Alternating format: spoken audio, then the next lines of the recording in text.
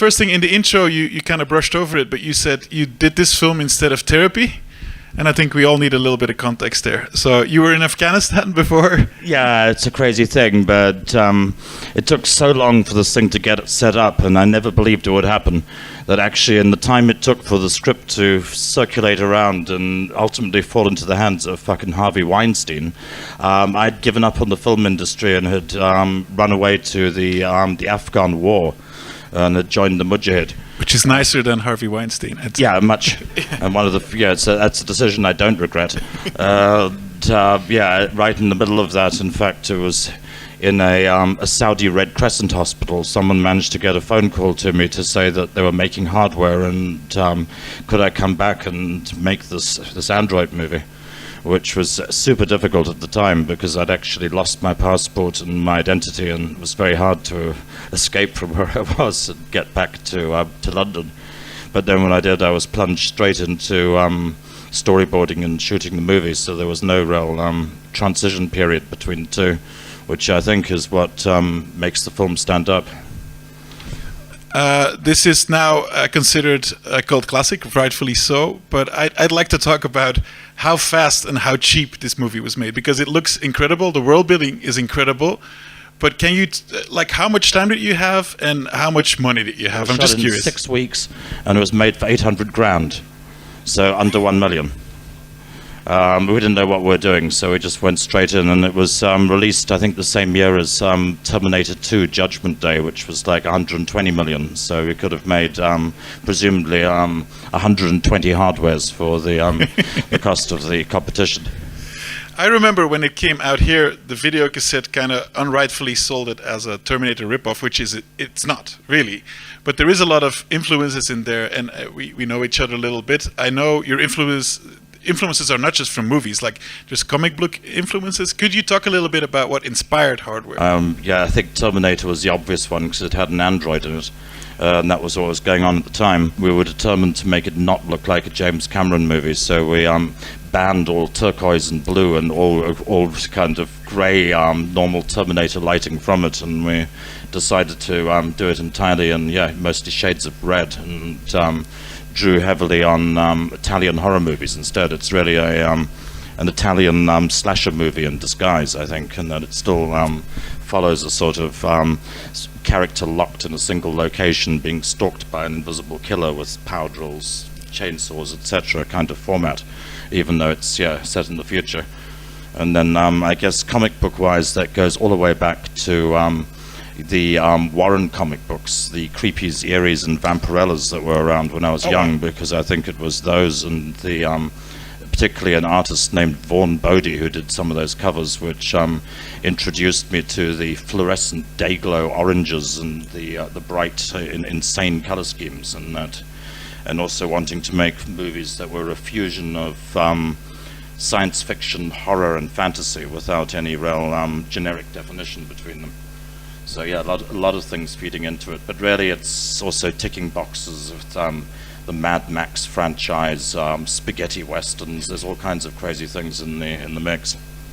Yeah, I recently discovered the artist Boris Vallejo, the painter, which has this mechanical hand. I don't know if he was a direct influence, but that was one of the things I thought, like, oh, maybe Richard saw that. Clearly not, because you're looking at me with this weird stare. Yeah, I can't remember the mechanical hand. I'm kind of a Frank Frazetta fan, though. Yes, Frazetta, Boris sure. is kind of imitating, and there is a Frank Frazetta poster for hardware, which you may have seen. Oh yes, it's great. Yeah, which of course. Unfortunately was abandoned by it was crushed by Harvey and Bob Weinstein, who didn't understand who Frazetta was, and instead they released the movie in the States with like a close-up of Dylan McDermott's eyes, and the also great. Yeah, but still it has always saddened me that the Frazetta poster wasn't used. Let's see. I had the fortune to work with you on Colorado Space. We were side by side there, which was amazing. Jonas, in fact, shot much of the best material in Colorado Space because he was directing the second unit. So a huge amount of that movie was really shot. Mainly the alpacas. We have to be. Well, that's not true. Well, all of those trees, the toads, so much. Yeah, but you did Nicolas Cage, which is, the main part of the movie. But anyway, Yeah. no, I was thinking I saw you butt head with the producers, which always happens, of course. Inevitably. Is there stuff in hardware or that didn't make it into hardware where you were? Is there a scene you particularly had to fight for? Because this is a movie full of amazing images and scenes, but it can be it wasn't an easy movie to make. I can tell just by watching it. Was there something you had to particularly fight for or fought for? Well, I guess the biggest battle on hardware was right at the beginning to cast Stacey Travis as Jill. Stacey was an unknown, and she'd done some television sitcom before on the Julie Brown show. She was blonde and was basically playing a ditzy, stupid blonde on a TV sitcom, and she had no cinematic track record to be able to prove she could play the part. And Harvey wanted to cast any number of like actresses that I guess owed him favors for one reason or another, and and I had to really dig in my heels to get Stacey. That was a consistent battle at the very beginning, and she's great. I knew she would hold the whole movie together, and in a way she does. It's without Stacey, I think hardware would just be a bunch of scenes. So that was kind of hugely important. And then there were insane running battles all the way through with Harvey and Bob. And I should say I thought Bob was even scarier than Harvey of the two of them. He just kind of snuck off to one side and no one really noticed he was around. But both of them. And I guess they kept wanting to make it more appealing to kids.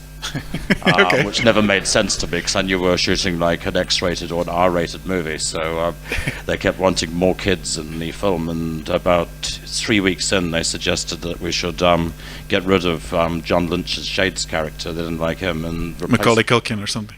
No, they wanted to replace him with a dog. A dog. If Dylan had a trained dog, that would. Whoa. I'm okay. I didn't tell John Lynch that, which is obviously insane. Most of their suggestions were lunatic. I mean, you can't put a trained dog into a movie 2 weeks into the shoot on a budget like that. So much of it was just insane. And then they were so insistent on this that they eventually wrote a bunch of scenes with involving kids. They themselves wrote a whole subplot of the film, which was not written by me, which they wanted us to shoot, and I refused to shoot it. And they tore 2 whole days out of my schedule and shot that stuff with another director. And then it exists, that footage. Yeah, and they tried to cut it into the film, but of course it didn't work.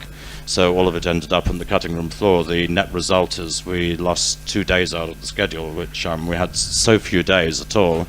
The loss of these 2 days are the reason that Alvy the dwarf does not get his head set on fire and does not get caught in the metal shredder, which would have been a full day to shoot, and I so wanted to feed the dwarf into the metal shredder. He was meant to get... I know how you love to do that. So we lost that. It was very unfortunate. His body's just lying on the ground, and we never find out what happens to him. Vernon, the younger security guard, was also destined for something much more painful. And again, it would have taken a whole day to do that to him. So those 2 deaths had to be pulled out of the movie in order to make room for the utterly useless scenes that Harvey and Bob Weinstein shot. Have you ever seen that footage of the kids? Yeah, it floats around somewhere. It's just it's kind of a subplot with Mo getting beaten up on by a gang of kids in the foyer of the building, but it doesn't work for pacing reasons because it just doesn't cut into the rest of the narrative in a coherent way. So children are beating up the hero of hardware in those scenes. Pretty much, and then he beats them up, and it was bad. It was slackly directed. I wasn't directing it. I watched from the sidelines as they did it. It was much more over into sort of Mad Max territory. Oh, I see. Yes. There's apparently a Godard quote where he said that everything you'll ever do in your career is already apparent in your first movie. And rewatching this now, there's a lot of shots that I see popping up in your career. Like there's little things, like there's a close-up of a compass that's also in Color Out of Space. Every single film I've ever made has a close-up of a compass that falls on my credit. What do you mean? It always falls on the directed by credit. Oh, that seems intentional. Yeah, it's intentional. It's in every single thing I've done so far. The compass is always off, which is to try and show people that the direction is all over the place. I see. But also an overhead shot of a woman being terrorized by a creature. That's in Colorado Space as well. That's in this movie. Yep. It's all these images that keep coming back, which, you know. Another question, like a lot of directors rewatching their stuff can only see the mistakes. Are you at a point with hardware where you can enjoy the movie?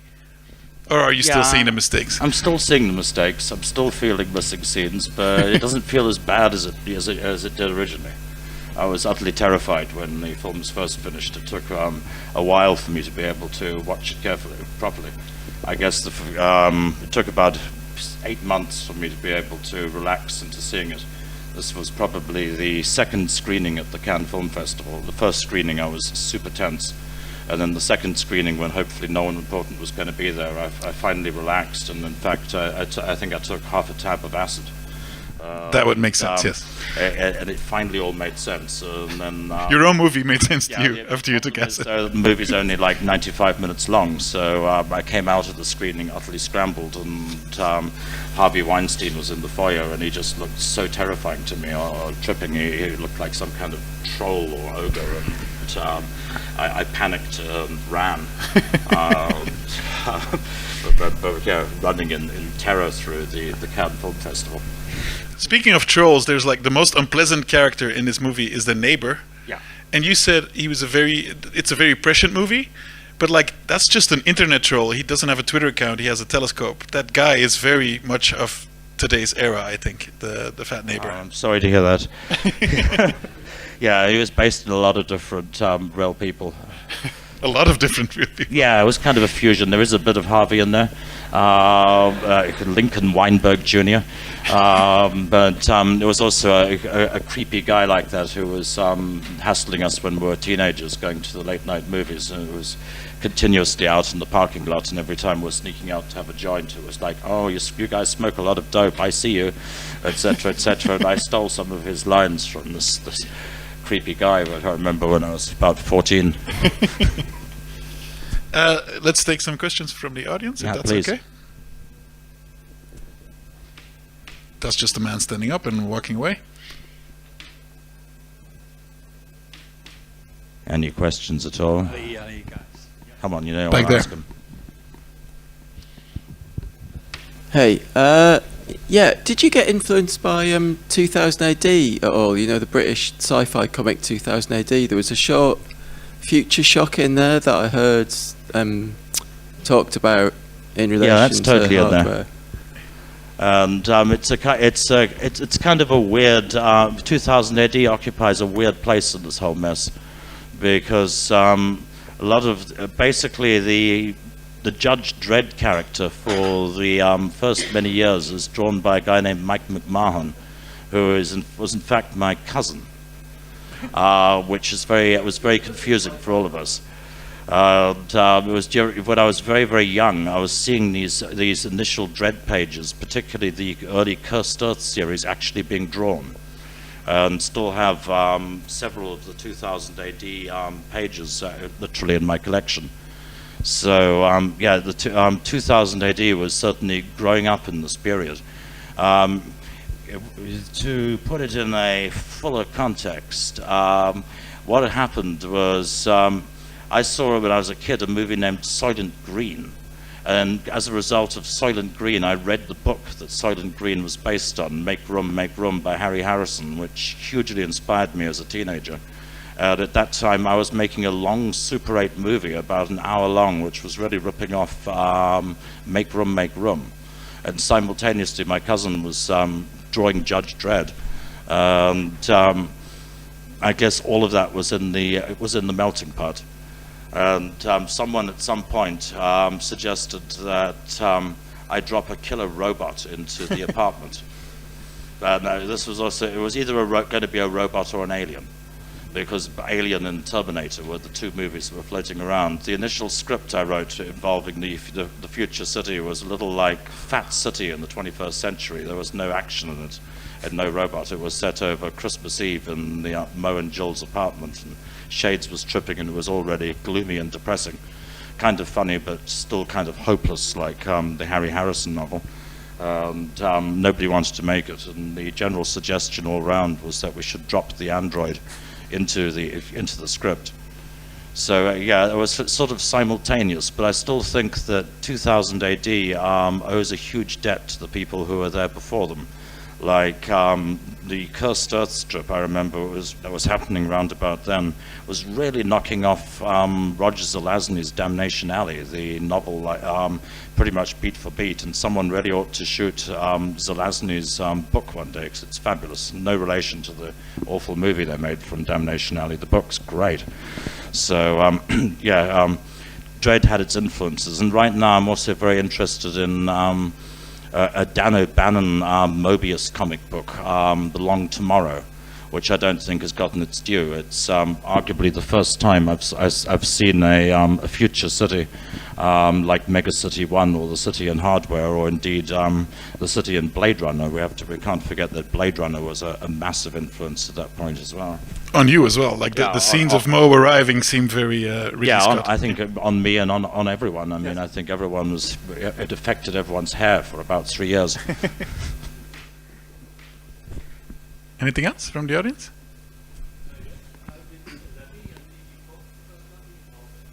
How did Lemmy and Iggy Pop get involved? Well, somehow Hardware developed a kind of weird gravity where people kept getting drawn into it, and yeah, John Lydon and Public Image Limited were kind of there from the beginning, and I think that drew Iggy Pop in. But the fact of the matter is that originally we'd cast Sinead O'Connor as the taxi driver.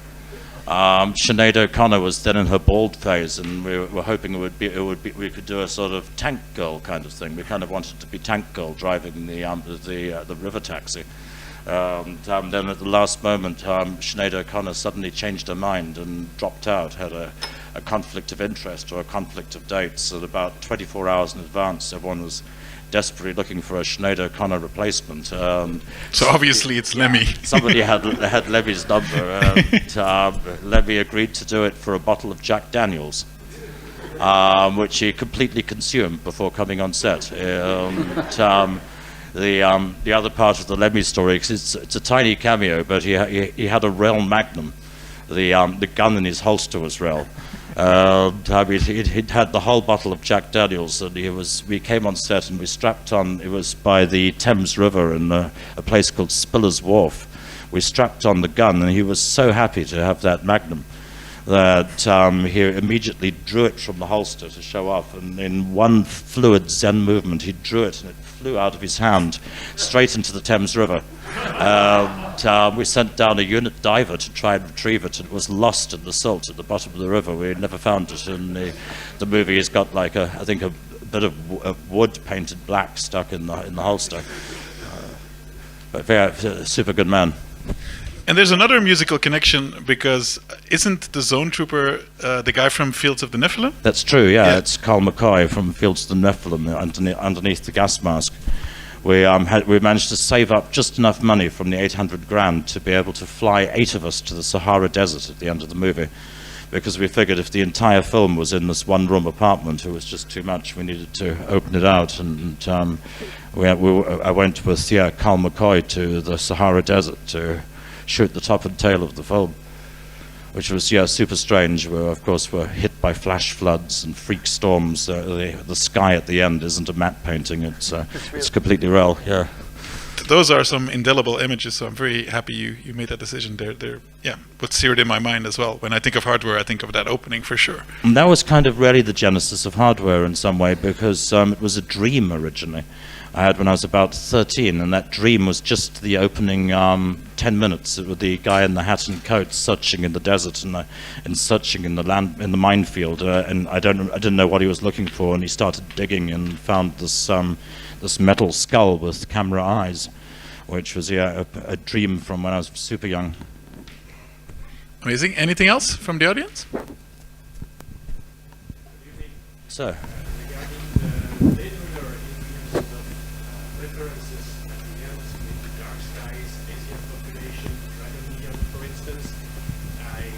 Saw the movie last time. It was very long time ago. I remember the desert scenes were so orange. Do you think Denis Villeneuve return you the favor with the Las Vegas scenes in 2049? I'd like to imagine so, but it could just be a coincidence. I mean, I was influenced by the so much of the artwork from the 1970s, and I think to some extent also this calls all the way back to Soylent Green, which uses quite heavy filtration to try to get a sense of the disappearance of the ozone layer, the greenhouse effect. But yeah, I would like to imagine so.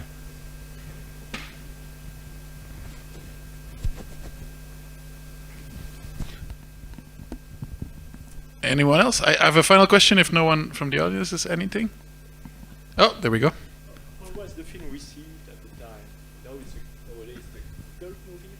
How was it received when it came out, Hardware? Well, I think it was kind of loathed by the mainstream critics. I don't recall us getting a single good review from any of the main critics.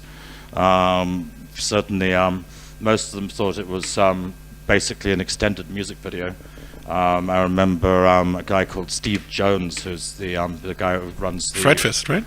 Well, yeah, No. one of them. Yeah, Yeah. was at a party afterwards, literally coming up to me and shoving me in the chest of his finger. He was very drunk, saying, "You know what you are? You're a failure. You're a fucking failure. That's what you are." The response initially was pretty rough, but the two that really lifted it out of that was Fangoria magazine, which said it was film of the year, and Fango gave it a lot of coverage. And the first really good review we got was from Joe Bob Briggs, who gave it a really great review, and that was when it started turning around. It was kind of the American gore horror scene that I guess responded to Hardware, and that was also because Hardware got an X rating when it came out. The X rating still Nice. existed, and it was one of the last films to receive an X rating, because it enabled us to do a huge campaign of going around cable shows and radio shows and campaigning against the X rating. And I think the X rating got it more attention in America than it might have gained otherwise. Anyone else? Hey, I'm wondering, how did the Indian divinity image, like, how did that get into there? Like, what's the symbolism behind it? Yeah, the destroyer. Yeah. On some level, the droid kind of wants to be Kali, or wants to become the destroyer god. So Yeah, there's an aspect of that for sure, and it has that multi-armed quality, especially when it gets onto the console. It feels like it wants to be a kind of a living icon or a living altar. And yeah, I wanted to really, I guess, also try to do Mo's death as a kind of a first-person experience. And there was a sense of incorporating the Tibetan tanka. And we were very, very cautious with that, because we were frightened that if we misrepresented it, it might bring terrible bad luck on the production. So I recall we were very, very careful with the colors when we did the low resolution black and white prints for the dubbing process. We had to make certain that the destroyer god shots were in color and in proper resolution. We treated it cautiously. I can say from first-hand experience, when Richard makes a movie, magic is real, as long as they're shooting. So you have to be very careful about demonic forces and stuff like that. So Yeah, because it can blow back at you pretty bad. Tibetan what thing? It was a Tibetan tanka. Tanka. Yeah, so it's a bit of religious artwork. It was in fact painted by Graham Humphreys. yeah, Yeah. who's on the credits as a storyboard artist, right? Yeah, yeah. who's also storyboarded the movie, and who is really in real life the guy who painted the original posters for Evil Dead, Nightmare on Elm Street. Street. Yeah, incredible artist. Yeah, Yes. an incredible poster artist, but he really wanted to express his Buddhist views, and thus created this incredible tanka for Shades' bedroom. Yeah. Yeah, I'm really impressed by the symbolism, and like there's a lot behind it. Really impressed. Yeah, and it was kind of pulling that together with the Mandelbrot set, where all that fractal stuff was very, very fresh in '89. In fact, at that point in time, Hardware does the very first, the trip sequence does the very first move into the Mandelbrot set anyone had done at that point. Where we had to, it took about I don't know, 2-3 days to generate every single frame of the thing, and all of the crude computer work was, I think, done on a school computer. It's worth noting that we were all incredibly young at that point in time. The average age on set was 16. That's illegal, Richard. Right, that's true, and I have to say that the best of our gore boys, the kids who were doing the gore work, was in fact Chris Cunningham, who went on to do the Aphex Twins videos. But Chris was, we called him Little Chris. Is he credited on the movie? It's credited under his real name, but Okay. I can't say what that is. Okay, that's fine. Check the credits. But yeah, Little Chris, who went on to do the Aphex videos. He was 15 years old on Hardware. And he would work on Judge Dredd not much later, right? Yeah, and before you worked on Hardware, although you were still only 15 at the time of the shoot, he'd already been on Nightbreed and on Clive Barker's Hellraiser, and he'd already been on, I think, Rawhead Rex, so he already had a track record by the Jesus time Christ. he was 15. From Hardware, he managed to gravitate onto Stanley Kubrick's AI while Kubrick was still alive. That experience was so horrific that that's when he decided he was going to start directing for himself. It was just, I think he was on AI for about 1 year before Kubrick died, and it was just too much for him. So it's just one step to Kubrick, to Chris Cunningham. So that's how close you are to Kubrick, really. Yeah, I don't know, Ben, but I know that little Chris turned 16 in the course of the shoot. He had his 16th birthday on the shoot. I remember he was complaining because we were working him too hard. And, so I told the set security guy to physically pick him up and carry him out of the building, and the guy threw him in the skip outside. That was his 16th birthday.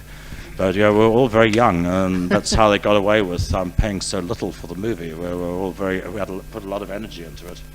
And yeah, I guess it pays off, because at least I'm still alive now, and yeah, not as old as I might be. Final question from me. You've teased a few times to me a potential sequel to this movie called, can I say the title? Yeah, you can. Called Malware, right? Oh no, you got it wrong. Oh. Yeah. So I shouldn't have said it There then. is a movie, there is an produced script called Malware, Yeah. set in the same world, but it's not a sequel to Hardware. Oh, okay. There is a Hardware sequel script, which has been officially called Hardware 2 Ground Zero for years and years. It was like Droids 2 Earth Null. But this was written about 1 year after Hardware, and it's been trapped in legal hell ever since. For the last 30 years, we've been trying to get the rights to actually do the damn sequel. Hardware, thanks to the involvement of Evil Harvey, is at this point in time very hard to find. There's no one really, I think, in Europe who will even own up to owning it. And trying to get the rights to even make a T-shirt or to produce a droid model or anything. It so far has been impossible. We've been unable to create merchandising for it. I'm very much hoping that before I die, we'll finally be able to overcome the nightmare web of legal issues left behind by Miramax, because the Hardware 2 sequel script is, I believe, the best thing I've ever written. I wrote it about pretty much that same year, and it retains the same energy as Hardware, but I thought it was going to be more expensive, and I wanted to top the original, so it's brutal beyond belief, and also takes the droids in a direction I don't think anyone else has foreseen. I remember we had a drone on Colorado Space. It went up into the sky. You pointed to it and said, "This might happen in Hardware too." Flying robots. Is that a spoiler? A little, but yeah, the main thing in the Hardware 2 script is they're mass-produced and they're weaponized. And this one's not weaponized; it's in pieces. And they're not only weaponized, they're also operating as a team, and they're capable of fully remote action, and they're capable of adjusting to their environment. But they also can be overridden by a droid or a drone operator. And I was very interested in how you'd get to be a droid operator and who these people would be. So I figured they were going to be teenagers who were trained up on droid simulation software, who were probably on weird drugs, designer RNA, or some kind of stuff that was enabling them to run like 5 or 10 droids at once, while simultaneously trying to buy a present for their girlfriend on eBay and checking their Facebook messages. So I think the Hardware 2 script's pretty nightmarish, and it's set about 25 years later, and also resolves what eventually happens to Shades and Jill. And also Harvey would have gotten his kids movie, which would have been great. Yeah, to some extent, yeah. It was very looking forward, I think, to what's actually happening. The other thing is that, which the Hardware 2 script got right, is the droids, like the drones, would be deployed initially to patrol perimeters, because they're pretty stupid at the end of the day. They've got motion detectors and they're heat sensitive. They're not that smart. So I figured the first place you'd see them would be like on the containment wall between Israel and Palestine, or on the Tex-Mex border, where there's thousands of miles of desert and places which human beings don't want to have to patrol. And I also figured that no one wants to see uniformed human soldiers actually killing people or killing Mexicans on American soil, so it makes a lot of sense to use drones, to use drone soldiers. So I'm not at all surprised that that DARPA is now suggesting that they should deploy drone soldiers on the Tex-Mex border. It seems kind of almost a sickening inevitability. But I would like to see Ground Zero actually come to pass someday, or at least be legally able to turn the script into a comic book, or get it out there in some way, because I'm frightened that if we don't, it will inevitably happen.